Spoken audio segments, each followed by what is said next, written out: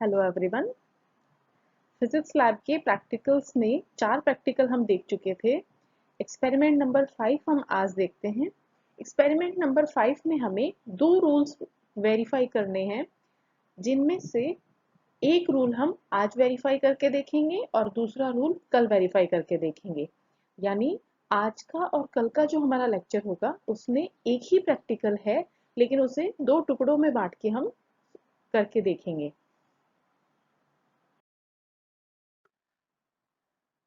देखिए, सिलेबस में जो एक्सपेरिमेंट 5 दिया गया है या एक्सपेरिमेंट नंबर 5 लिखा हुआ है, सॉरी, सिलेबस में एक्सपेरिमेंट नंबर 4 है ये, लेकिन हम लोग लैब में 4 एक्सपेरिमेंट ऑलरेडी कर चुके हैं, 5वां एक्सपेरिमेंट देख रहे हैं।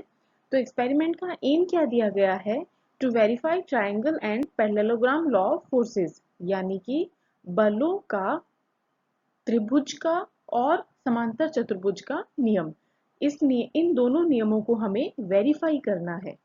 वेरीफाई करने का मतलब हो गया कि हमें ये नियम पता है और लैब में आके हमें ये देखना है कि ये नियम वास्तव में फॉलो होता है या नहीं होता। जैसा हमने न्यूटन के शीतलन के नियम में भी किया था। हमें पता था कि न्यूटन का शीतलन नियम क्या होता है और उसके अकॉर्डिंग हमने लैब में प्रैक्टिकल करके देखा कि वास्तव में ऐसा होता है या नहीं होता। इस एक्सपेरिमेंट में भी हमें यही चीज करनी है। रूल हमें पता होंगे पहले से और लैब में हमें उन्हें वेरीफाई करके देखना है कि हाँ, जो थ्योरी में जो वर्ड्स लिखे हैं या जो नियम दे दिया किसी वैज्ञानिक ने, वो वास्तव में फॉलो होता है या नहीं होता। तो हमें यहाँ पर 2 नियम दिए गए हैं, ट्राइंगल एंड पैरेललोग्राम लॉ। तो हमें दोनों नियम वेरीफाई करने हैं, यानी कि त्रिभुज का नियम भी और समांतर चतुर्भुज का नियम भी। इस प्रैक्टिकल को हम 2 हिस्सों में तोड़कर समझेंगे, एक साथ बहुत लेंदी हो जाएगा, इसलिए 2 हिस्सों में तोड़कर समझते हैं। जो ट्राइंगल का नियम है वो हम कल के लेक्चर में देखेंगे। आज हम समांतर चतुर्भुज का जो नियम है वो देख लेते हैं। यानी अगर आज के लेक्चर का या आज के प्रैक्टिकल का एम देखा जाए, उद्देश्य देखा जाए, तो आज हम क्या करेंगे? To verify parallelogram law of forces, यानी कि बलों का समांतर चतुर्भुज का नियम जो है वो वेरीफाई करके देखेंगे। अब देखिए, ये जो त्रिभुज के नियम है या समांतर चतुर्भुज के नियम है, ये हमारे थ्योरी के सिलेबस में नहीं है। फिजिक्स में हो सकता है आपके अप्लाइड मैकेनिक्स के सिलेबस में ये दिए हुए हों, लेकिन क्योंकि फिजिक्स में ये थ्योरी में नहीं है, इसलिए एक्सपेरिमेंट शुरू करने से पहले मैं एक बार आपको बता देती हूँ कि ये जो समांतर चतुर्भुज का नियम है ये क्या होता है। तो देखिए, होता क्या है, मान लीजिए कि कोई बिंदु O है। चित्र को देखिएगा, मान लीजिए कि कोई बिंदु O है, उस पर 2 बल लग रहे हैं P और Q, और इन दोनों के बीच में जो कोण है वो थीटा है। यानी कि जो लेफ्ट हैंड साइड में फिगर है उसमें ऊपर वाला जो फिगर है वो देखिए, कोई बिंदु O है, उस पर 2 बल लग रहे हैं P और Q, और दोनों एक दूसरे से थीटा कोण पर अवस्थित हैं।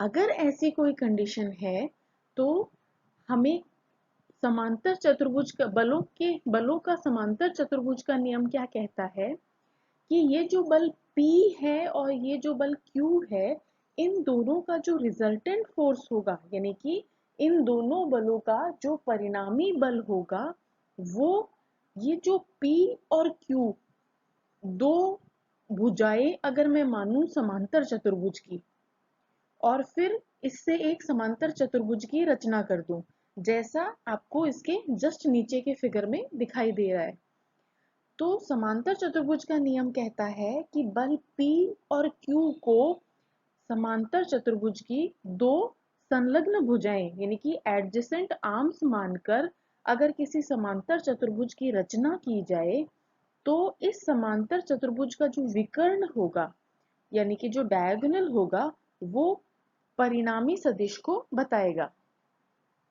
सिंपल शब्दों में क्या कहा जाएगा कि कोई बिंदु O है, उस पर 2 बल लग रहे हैं P और Q।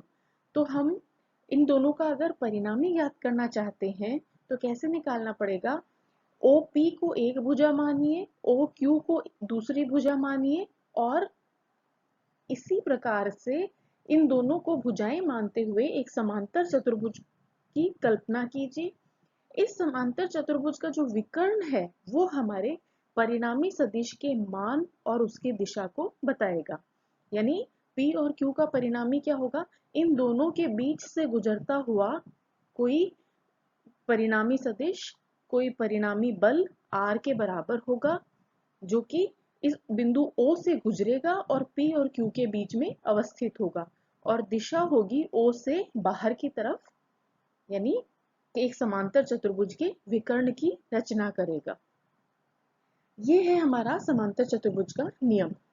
फिर समांतर चतुर्भुज का विकर्ण जब हम देखते हैं, या फिर कहा जाए कि इस बल P और Q के परिणामी का आंकिक मान यानी कि मैग्नीट्यूड कितना होगा, तो R का मान दिया जाता है P² plus Q² plus 2PQ cos theta का अंडर रूट।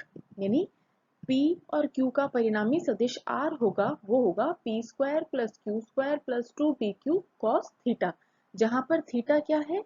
P और Q के बीच का एंगल है, और फिर इसका आपको पूरे एडिशन का, पूरे योगफल का अंडर रूट निकालना है। तो आपकी थ्योरी कहती है ये वाली चीज। अब हमें प्रैक्टिकल में क्या करना है? इसे वेरीफाई करना है कि जो थ्योरी में कहा गया है वो सही है या नहीं है। तो हम क्या करेंगे? थ्योरी से हम देख लेते हैं कि R का मान कितना आएगा। एक बल P लेंगे, दूसरा बल Q लेंगे, उनके बीच का कोण थीटा देख लेंगे, और फिर उनका परिणामी सदिश R का मान देख लेंगे। तो थ्योरी से हमें पता चल जाएगा कि R का मान कितना होता है।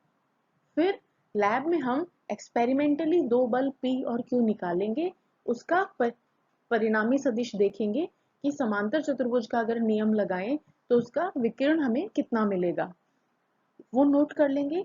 अगर उस विकिरण का मान इस थ्योरी से कैलकुलेट किए हुए R के मान के लगभग बराबर हो, लगभग बराबर हमने यहाँ इसलिए कहा है क्योंकि हम जो एक्सपेरिमेंट करते हैं उसमें मानवीय त्रुटि की संभावना हमेशा एग्जिस्ट करती है, यानी कि हम एग्जैक्ट वैल्यू नहीं निकाल सकते। इंसान होने के नाते कुछ ना कुछ एरर हमारी कैलकुलेशन में या फिर हमारे ड्राइंग में हो जाती है। इसलिए इस R के लगभग बराबर वैल्यू अगर आपको मिल रही है तो इसका मतलब हम कह देंगे कि ये जो समांतर चतुर्भुज का नियम है ये सत्य है। तो चलिए प्रैक्टिकल शुरू करते हैं।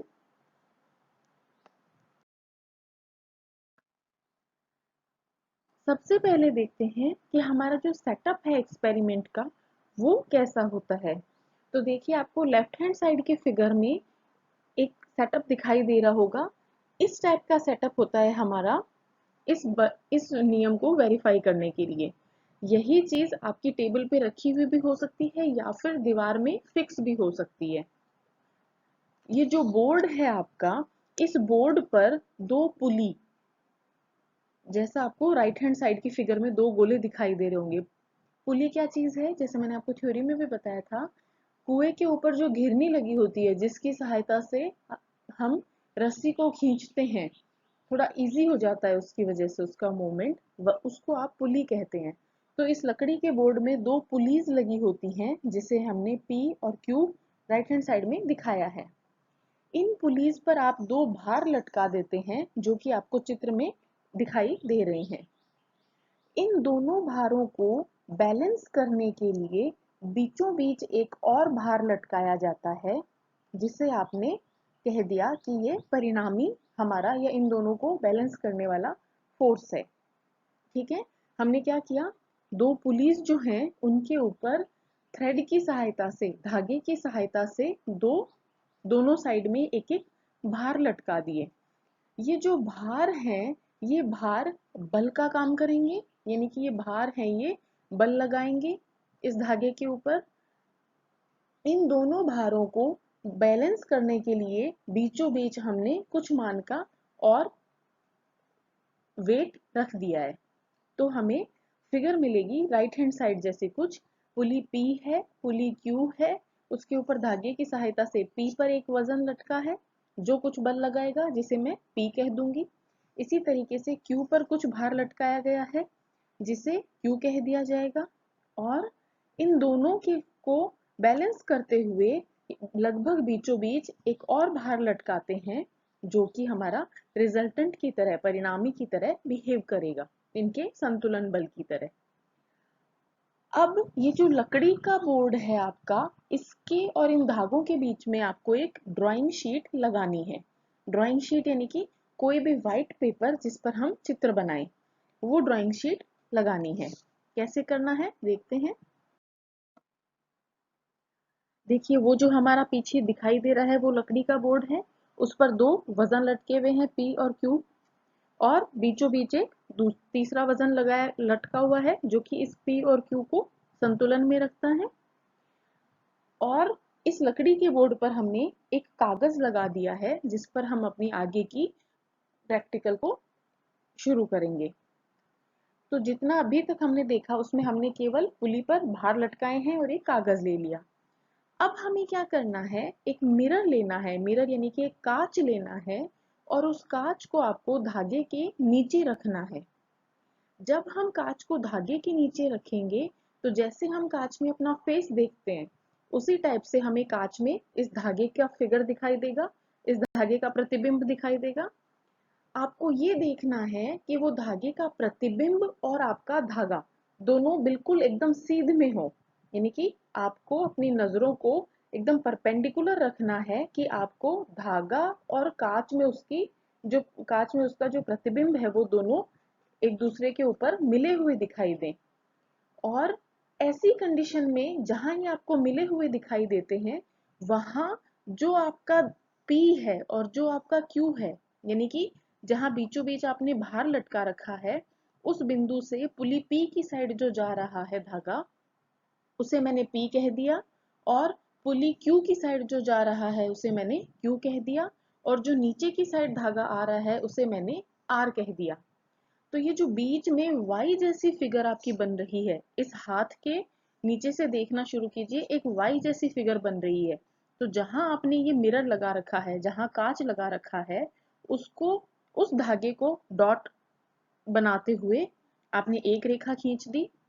इसी तरीके से दूसरी वाई का जो दूसरी साइड वाला है, पुली पी की साइड वाला है, उसको आपने डॉट बनाते हुए एक और रेखा खींच दी, और जो नीचे भार लटका रखा है उस धागे के एडजेसेंट आपने एक और रेखा खींच दी। कहने का मतलब ये जो दोनों पुलीज के बीच में आपको धागे से बना हुआ वाई दिख रहा है, उस वाई को आपने इस ड्राइंग शीट के ऊपर बना लिया है एज इट इज।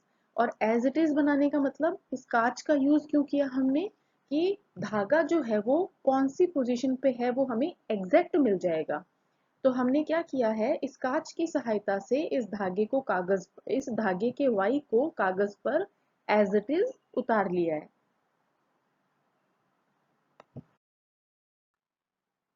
तो देखिए जैसा मैंने आपको अभी बताया उस हिसाब से आपको कुछ ऐसा डायग्राम मिलेगा।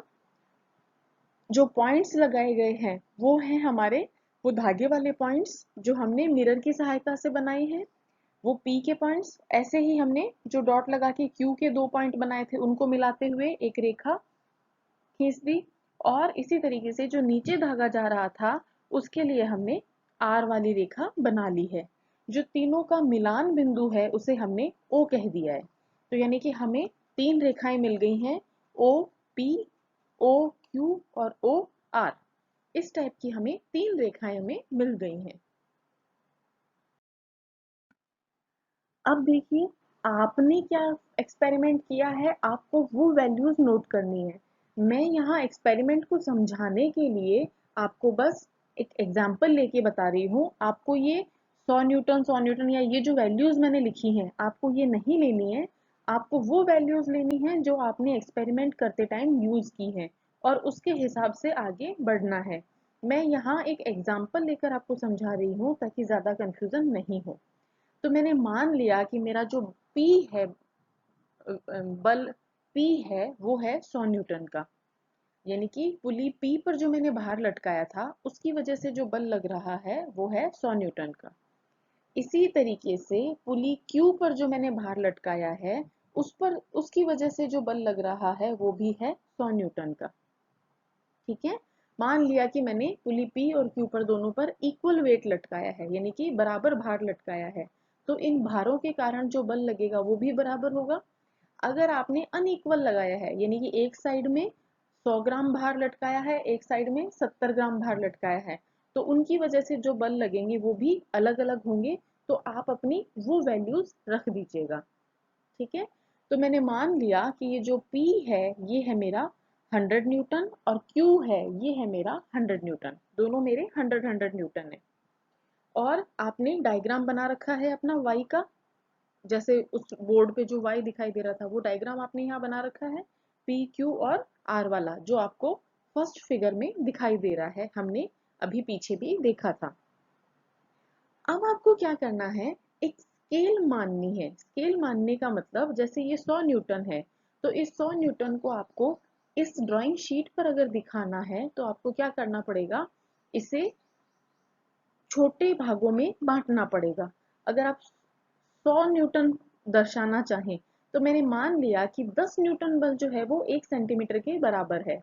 आप चाहें तो इसे 2 सेंटीमीटर मान सकते हैं, 10 सेंटीमीटर भी मान सकते हैं, जो आपकी इच्छा हो। मैंने अपने मन से ये मान लिया कि 100 न्यूटन बल जो है, ये सॉरी 10 न्यूटन बल जो है वो 1 सेंटीमीटर को दर्शाता है।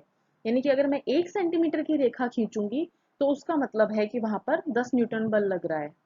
अब मेरे P का मान कितना है, 100 न्यूटन, इसका मतलब मुझे 10 सेंटीमीटर की रेखा खींचनी पड़ेगी।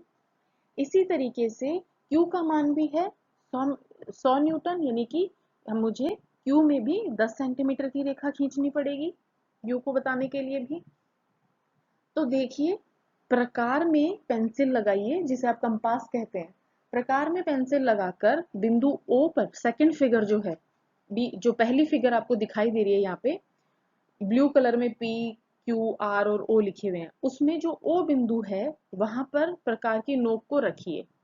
प्रकार को 10 सेंटीमीटर खोलिए और जो OP वाली रेखा है उस पर एक चाप काट दीजिए। चाप काटने का मतलब इंग्लिश में आर्क कहते हैं, एक आर्क बना दीजिए। उसी टाइप से जो OQ वाली रेखा है उस पर भी 10 सेंटीमीटर का एक आर्क बना दीजिए। ये जो पॉइंट्स हैं इन्हें मैंने नाम दे दिया A और B का। इसके जस्ट आगे वाली जो फिगर है उस पे देखिए, बिंदु O है, O के बाद में आपको A बिंदु दिख रहा होगा, OP रेखा पर, और OQ रेखा पर आपको बिंदु B दिख रहा होगा। तो A और B कहाँ से मिले, जितना मेरा बल P था और जितना मेरा बल Q था उसको मैंने स्केल के रूप में 10-10 सेंटीमीटर का बना लिया और 10 सेंटीमीटर के चाप काट दिए। अब देखिए, A और B बिंदु मिल गए आपको। नेक्स्ट आपको करना है, बिंदु A पर प्रकार रखकर और जो बल, जो दूरी Q है आपकी, सॉरी जो O B बिंदु है, यानी कि Q रेखा पर जो बल आपका Q रेखा पर जो पॉइंट आया है, यहाँ वो आपके पास 10 सेंटीमीटर ही है तो आपको 10 सेंटीमीटर लेना है। अगर इसका मान कुछ और हो तो आपको उतना खोलना है। कहने का मतलब, जब आप प्रकार को बिंदु A पर रख रहे हैं तो आपको बल Q को देखना है कि Q का मान कितना है। उतना प्रकार खोलिए और एक चाप ऊपर की तरफ लगा दीजिए। अब इस प्रकार को बिंदु B पर रखिए और बल P का मान कितना है उतना प्रकार खोलिए और एक चाप ऊपर की तरफ लगा दीजिए। बिंदु A से काटे गए चाप और बिंदु B से काटे गए चाप जिस बिंदु पर एक दूसरे को काटते हैं उसे मैंने पॉइंट C दे दिया। इस पॉइंट C को आपने A से मिला दिया और पॉइंट C को आपने B से मिला दिया। तो ये आपको मिल गया एक समांतर चतुर्भुज। ये चाप काटने वाली जो चीज है ये मैथ्स का हिस्सा है। हमने 10th क्लास में भी समांतर चतुर्भुज की रचना पढ़ी होगी। कुछ वैसी ही चीज आपको यहाँ बनानी है। अगर आपको नहीं याद हो तो मैंने यहाँ पे एक्सप्लेन कर दिया है कि ये समांतर चतुर्भुज कैसे बनेगा। तो ये C बिंदु है, इसको A से मिला दिया, इसको B से मिला दिया। OA हमारे पास एक भुजा हो गई, OB हमारे पास दूसरी भुजा हो गई, AC हमारी तीसरी भुजा हो गई और CB हमारी चौथी भुजा हो गई। ये चारों भुजाएं मिलकर एक समांतर चतुर्भुज की रचना कर रही हैं। बिंदु O और C को जब हम मिला देंगे तो हमें समांतर चतुर्भुज का विकर्ण मिल जाता है, जिसे मैंने कह दिया R डैश। ठीक है, यहां तक हमारे एक समांतर चतुर्भुज की रचना हो चुकी है। अब हमें क्या करना है, ये जो आर डैश है ये समांतर चतुर्भुज का विकर्ण है, और ओ ए जो है वो बल P को बता रहा है, ओ बी जो है वो बल Q को बता रहा है। अब हमारा पैरेललोग्राम लॉ क्या कहता है, जैसा हमने पहले देखा कि दो बल हैं P और Q, अगर उनका परिणामी निकालना हो तो इनको एडजेसेंट भुजाएं मानते हुए एक समांतर चतुर्भुज की रचना करें, तो उस समांतर चतुर्भुज का जो विकर्ण है वो परिणामी सदिश को बताता है। यानी कि ये जो आर डैश है ये हमारा पैरेललोग्राम लॉ के अकॉर्डिंग इसका परिणामी होना चाहिए। तो आप आर डैश को मेजर कर लीजिए कि आर डैश का मान कितना है।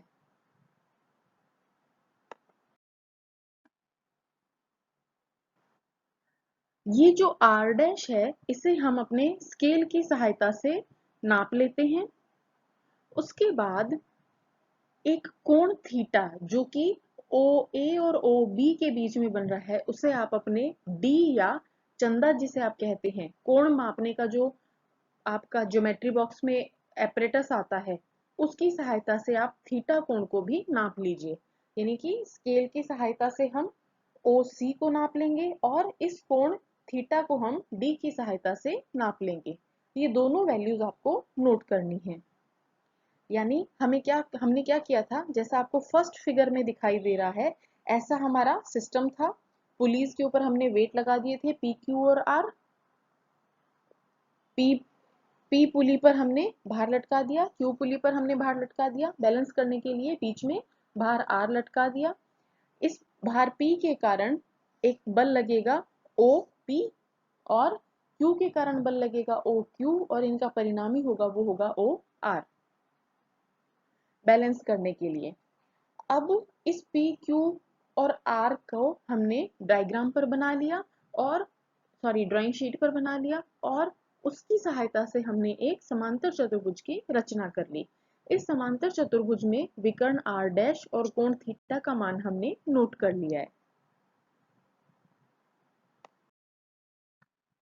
अभी तक हमने जो किया था वो हमने क्या किया है, प्रैक्टिकली किया है। यानी कि हमने लैब में आए और प्रैक्टिकल एपरेटस अपना सेटअप किया, और उसके ऊपर जो भी रूल था उसको वेरीफाई करने के हिसाब से डायग्राम वगैरह बनाए, और आर डैश निकाल लिया, थीटा निकाल लिया।